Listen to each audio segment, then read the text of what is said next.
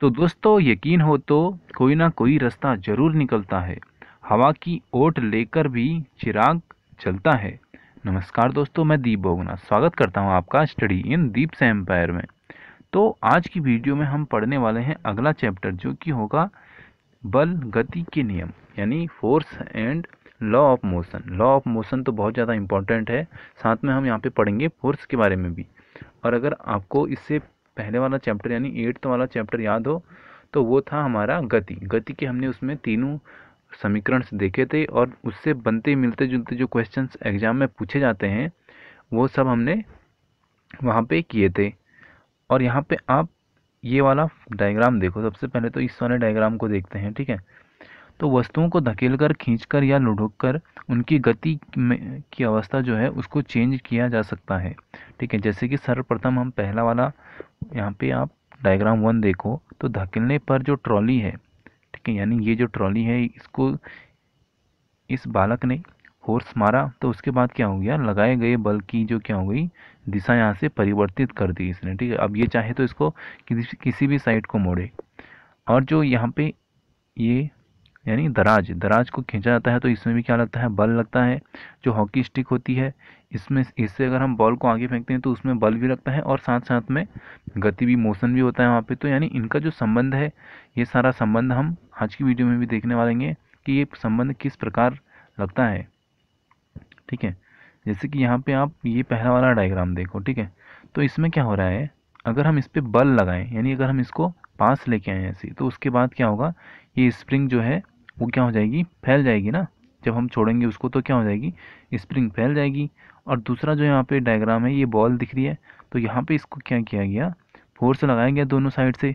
तो उस कारण क्या हुआ, बल लगाने पर जो गोलाकार गेंद थी वो कैसी हो गई, यहाँ पे देखो आप, अंडाकार हो गई है। यानी क्या हो गया, उसकी जो स्थिति थी, यानी जैसा पहले था उसका आकार, वो आकार अब चेंज हो गया। कब, जब हमने उस पर बल लगाया।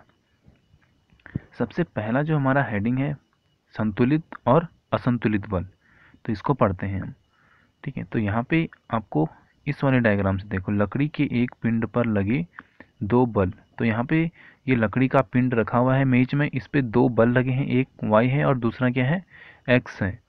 तो लकड़ी का एक पिंड एक समतल मेज पर रखा गया है, जिसमें कि हमको डायग्राम में दिखा रखा है, चित्र में हमने देखा अभी, उसके अनुसार दो धागे बांधे गए हैं, एक एक्स है और दूसरा क्या है, वाई। पिंड के विपरीत सिरों से जुड़े हुए हैं। अगर हम किसी एक सिरे को खींचें, ठीक है, यानी जैसे कि बल द्वारा धागे एक्स को खींचते हैं, अगर हम एक्स को खींचते हैं तो पिंड जो है दाहिनी ओर खिसकना शुरू हो जाएगा। दाहिनी ओर मतलब जहाँ से एक्स जहाँ पे है वहाँ की ओर, ठीक है। क्यों, क्योंकि हम एक्स को खींच रहे हैं इसलिए। और अगर हम वाई को खींचेंगे तो क्या होगा, बाईं ओर, यानी जहाँ की ओर वाई है वहाँ की ओर क्या होगा, हमारी जो पत्थर है वो वहाँ की ओर खिसकने लगेगा। लेकिन अगर पिंड को दोनों ओर, यानी अब एक्स से भी खींच रहे हैं और वाई से भी खींच रहे हैं, ठीक है, दोनों तरफ से खींच रहे हैं, और कैसा खींच रहे हैं, बराबर खींच रहे हैं, यानी जितना फोर्स वहाँ से लगा रहे हैं उतना ही फोर्स यहाँ से भी लगा रहे हैं। तो ऐसी दशा में जो पिंड है उसकी गति रुक जाएगी। यानी इस स्थिति में क्या होगा, जो पिंड है उसमें क्या होगा कि गति ही नहीं होगी, यानी उसकी गति क्या हो जाएगी, कांस्टेंट हो जाएगी, यानी रुक जाएगी वहीं पे। इस तरह के बलों को क्या कहते हैं, संतुलित बल। अब यहाँ से हमको एक चीज पता चल गई कि संतुलित बल क्या होता है। संतुलित बल मतलब जबकि जो हमारी वस्तु है उस पर दोनों साइड से एक इक्वल फोर्स लगे, ठीक है, तो उसको हम क्या बोलेंगे, संतुलित बल बोलेंगे। इसी तरह के बलों को संतुलित बल कहते हैं। तथा यह जो है कि गति की अवस्था जो है, जो गति है उसकी अवस्था को क्या करेंगे, परिवर्तित नहीं करेंगे, ठीक है। अब देखते हैं इससे आगे। और ये डायग्राम से आप समझ गए होंगे, यानी जब हमने y से भी अगर हम सेम फोर्स लगा रहे हैं और x से भी सेम फोर्स लगा रहे हैं तो जो वस्तु है वो वहीं की वहीं पे रहेगी, यानी वस्तु बिल्कुल भी नहीं हिलेगी, ठीक है। अब एक ऐसी अवस्था की कल्पना करें जिसमें विभिन्न परिणाम दो विपरीत, यानी अब क्या करना है कि जिसमें कि दो विभिन्न परिणाम हो और दो विपरीत बल पिंड को खींचते हों। इस अवस्था में पिंड अधिक बल वाली दिशा की ओर खिसकना शुरू हो जाएगा। ये तो ऑब्वियस सी बात है, जैसे कि हमने अपने बचपन में खेला है रस्सी वाला गेम, जहाँ पे दो साइड से चार लोग एक साइड से खींचते हैं, चार लोग दूसरी साइड से खींचते हैं। अब उसमें से जो ताकतवर होगा, जिसमें खींचने की ज़्यादा क्षमता होगी, वो क्या करेगा, वो अगली वाली पार्टी को गिरा देगा और इस कारण वो जीत जाएंगे। ये आपने देखा है पहले से, तो इसमें आपको ये पता है कि बल कहाँ से ज़्यादा लगेगा, ठीक है।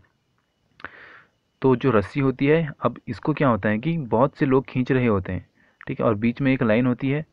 उस लाइन को अगर हम क्रॉस कर गए तो वहाँ से क्या होगा कि हम जीत जाएंगे, जो पहले क्रॉस करेगा वो जीत जाएगा। तो जिसके पास ज़्यादा बल होगा वो ज़्यादा ताकत लगाएगा। अगर इसके पास ज़्यादा बल है यहाँ वाली पार्टी के पास, तो ये ज़्यादा बल लगाएगी और ये क्या करेगी, इन दोनों के फोर्स से ज़्यादा बल लगा के इनको गिरा देगी, और जो रस्सी है वो इनकी साइड चले जाएगी और ये लोग जीत जाएंगे। ये हमने देखा है, ठीक है। इस प्रकार दोनों बल संतुलित नहीं होते हैं और असंतुलित बल पिंड को खिसकने की दिशा में कार्य करता है। इससे यह पता चलता है कि किसी भी पिंड पर लगने वाला जो असंतुलित बल है उसे गति प्रदान करता है, यानी असंतुलित बल में क्या करता है, उसे गति प्रदान करता है। जब कुछ बच्चे एक बक्से को खुरदरे फर्श पर धकेलने की कोशिश करते हैं, यदि वे कम बल के साथ धकेलते हैं तो बक्सा नहीं खिसकता है, क्योंकि घर्षण बल धकेलने की विपरीत दिशा में काम करता है।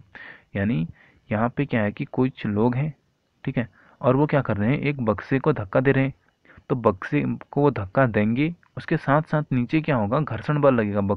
ये बक्से को उठा के तो रख नहीं रहे हैं, उसको धक्का दे रहे हैं, तो यानी वो क्या करेगा, घिसके जाएगा आगे। अगर घिसके जाएगा तो उसमें क्या होगा, हमको जो घर्षण बल है उसके बल से अधिक बल से धकेलेंगे तभी वो आगे जाएगा, ठीक है। और ये हमको अभी डायग्राम में दे भी रखा है, तो यहाँ पे मैं अभी आपको दिखाऊंगा अभी डायग्राम। यह घर्षण बल दोनों संपर्क सतहों के बीच में उत्पन्न होता है, अर्थात बक्से के नीचे की जो सतह है तथा फर्श की खुरदुरी सतह के बीच, ठीक है, इन दोनों के बीच यह घर्षण बल धकेलने में लगे बल को संतुलित करता है।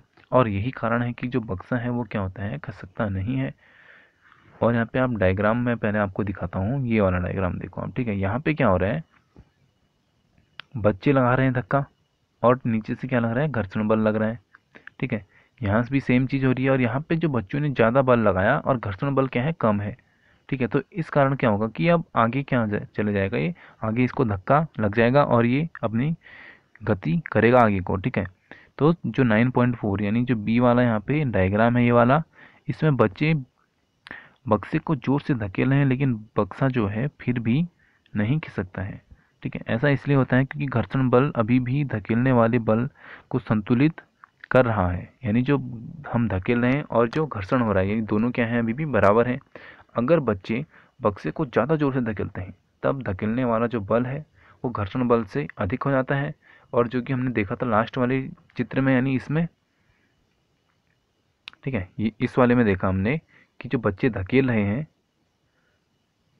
ये बच्चे धकेल रहे हैं, तो इनका जो फोर्स है वो क्या है, ये घर्षण बल से अधिक है। तो इस कारण क्या होगा, यहाँ पे जो हमारा पिंड है वो आगे चले जाएगा, यानी जो डेस्क है वो आगे खिसक जाएगा।